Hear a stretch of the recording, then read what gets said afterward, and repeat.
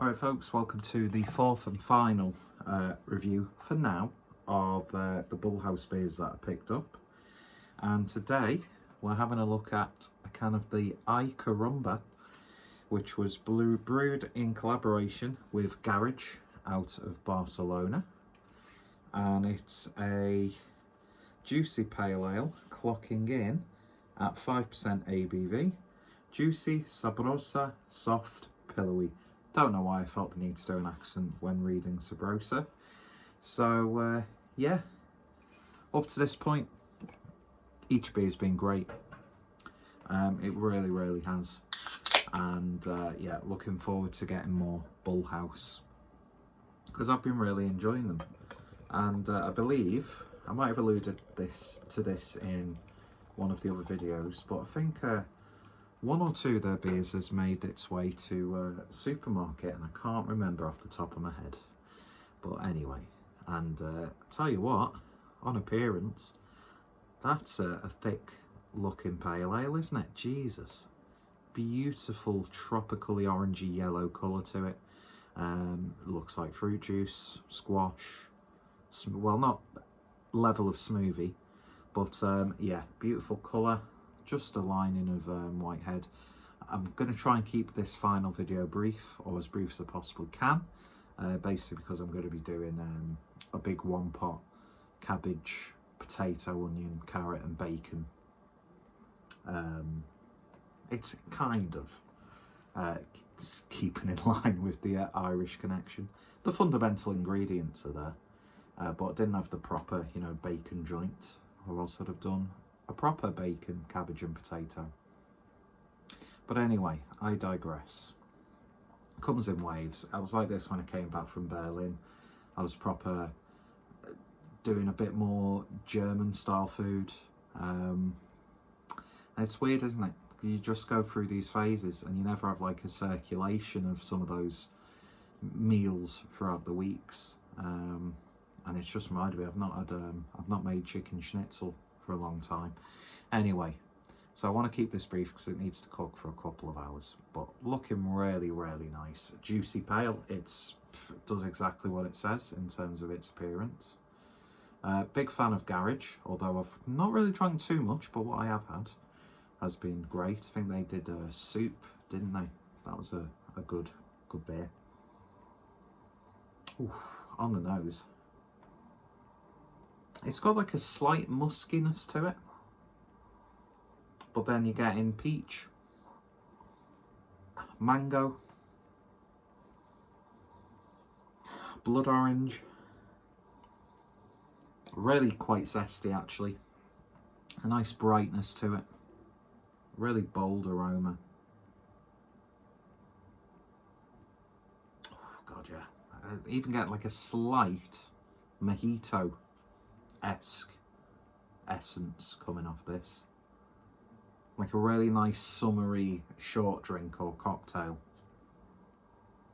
Oh, it smells absolutely fantastic. It really does. Anyway, so we're ended on a collaboration. Cheers everyone.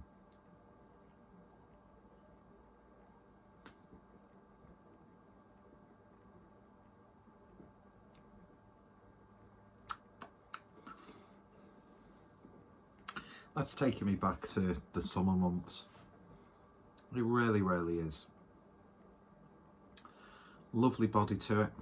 Nice amount of carbonation.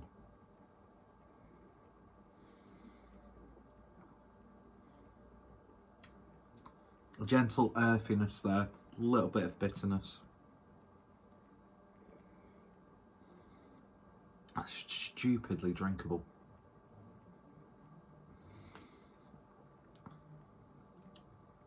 Oh yeah, that's absolutely spot on. Is it really bombastic with its flavour profile? Is it like in your face? No. Everything's just working really nice in conjunction with each other.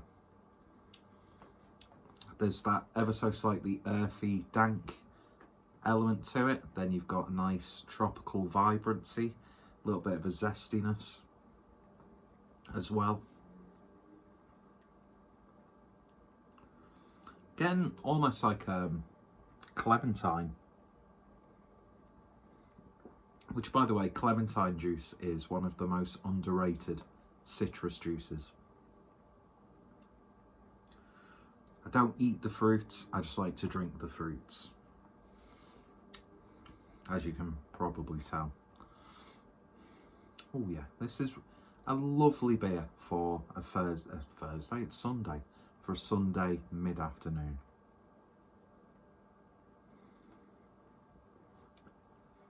Perfect to get a 4-pack of this while you watch the football.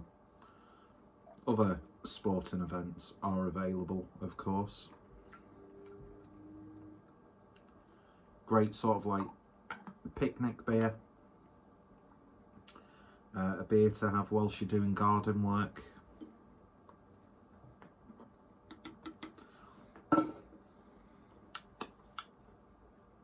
Yeah, this is really nice.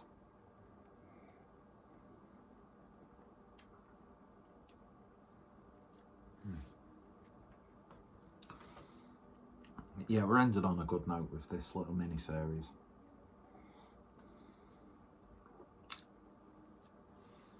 And I've not really described the beer. I think it is... A lot of people probably drink this and not really pick out too many flavours. Sometimes I really like those sorts of beers.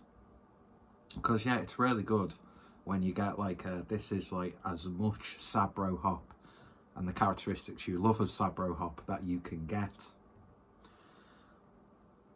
But sometimes you want just a really nice... I was just using Sabro as an example. Yeah, but very Citra-oriented IPA. Count me in.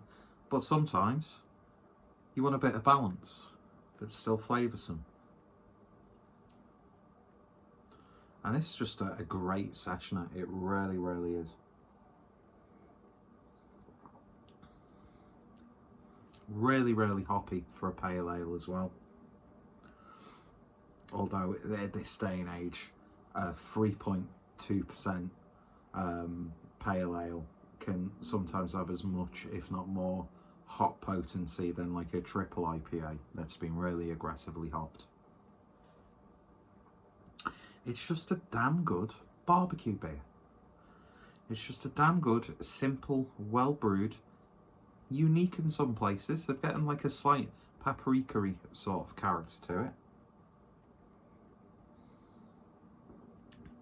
This with some like chicken skewers. Perfect. Absolutely perfect. It's lovely. And what a collaboration as well.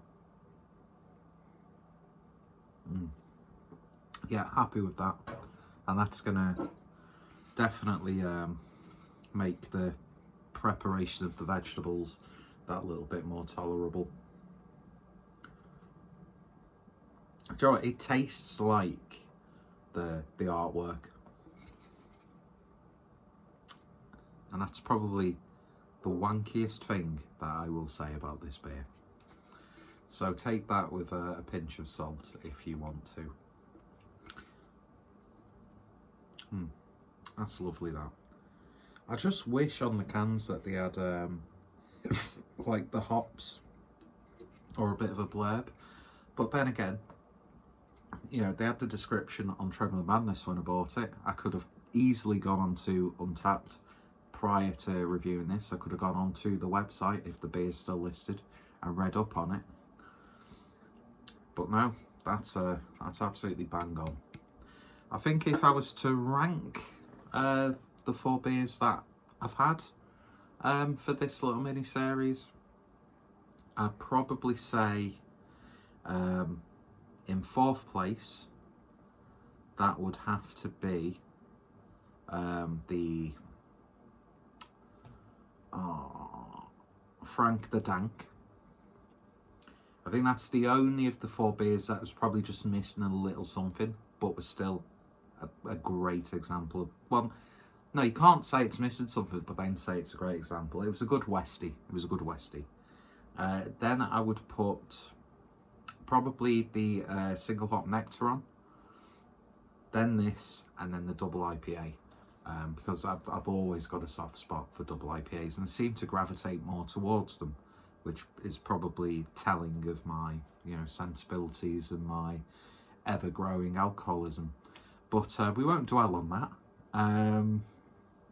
No, it's just been nice to do an order of craft beer after trying other specific like supermarket stuff and not really fussing too much, and just sometimes I feel like having a beer and falling back in love, even though I never fell out of love with Guinness and, you know, those Irish style stouts. And it's just nice to get some hoppy beers. Yeah, and it's cemented it for me that Bullhouse have been probably one of my favourite breweries of the year. I've just really liked how consistently good the beers I've had. Albeit, they've all been really hop forward beers. So that's not really the best way to gauge it. I'm kicking myself that I didn't pick up the sour beer, just to have something a little bit different, see how they take on the sour stuff. But you can be rest assured that if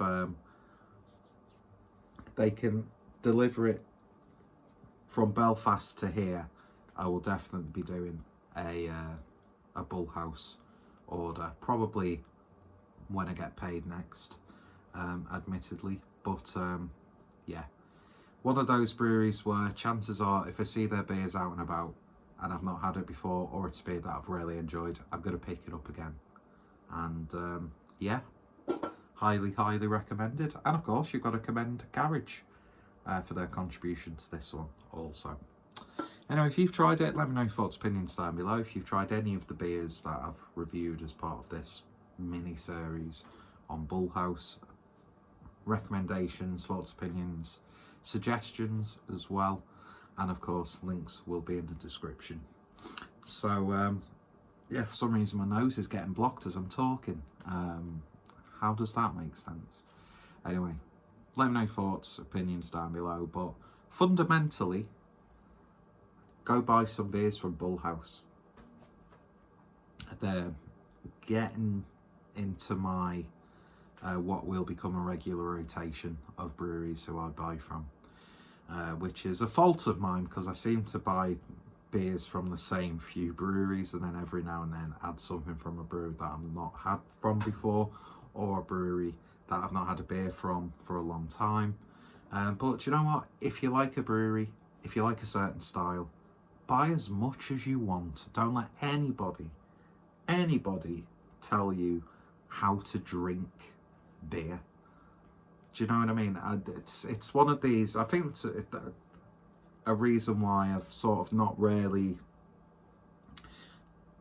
been as active when it comes to beer as I have in past years, because I've been doing this for quite a while now. And I still see it. People like judging people because, so what if that person likes Carling? So what if that person gets a bottle of Budweiser? So what if someone likes Guinness? Do you know what? Just satisfy yourself with the beers that you like and stop thinking that you're better than someone else based on an alcoholic beverage that you choose to drink. Because at the end of the day, Trump, I'm not going to do the voice. At the end of the day, it's not good for you, really. In moderation, it's fine. I'd much rather have one beer a day than have the full day drinking much, in my opinion, much worse things that you can consume, like Red Bull, Monster. I think energy drinks, I don't know why they don't get the same vilification, don't know if that's a proper term, than beers do. And the thing about energy drinks is, kids have better access to energy drinks. Of course, you're going to get kids under. I was underage once, and I drank beers. But yeah, do you know what I mean? And sodas. I think sodas, for the most part, are much more worse for you than a beer. I'm sure there'll be scientific data that will completely contradict everything I've said, but do you know what I mean? At the end of the day, alcohol is a form of poison, as is nicotine, and as is, you know, high level sugars in food and processed foods and E-numbers. So what if you have a fucking salad and you like to fast between that time and that time, and then, oh, I can't have that, or I can't possibly have a chocolate. It's like, oh wow, you go jogging at 4 o'clock in the morning.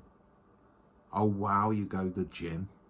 It's like, you could get hit by a bus and be the healthiest person. You can get cancer and be the healthiest person. You can have heart failure and be the healthiest person ever. So this sort of like, I'm not making any sense, and I'm on my soapbox, but when people are looking down on other people because of the beverages that they like to drink, that they're using their money that they've earned or have been given from the state, I'm not going to discriminate. It's like, who fucking cares? And who fucking cares if someone buys most of their craft beer from the supermarket? People like to drink what they like to drink. So get your fucking act together. But no, Bull House, really good. Bye.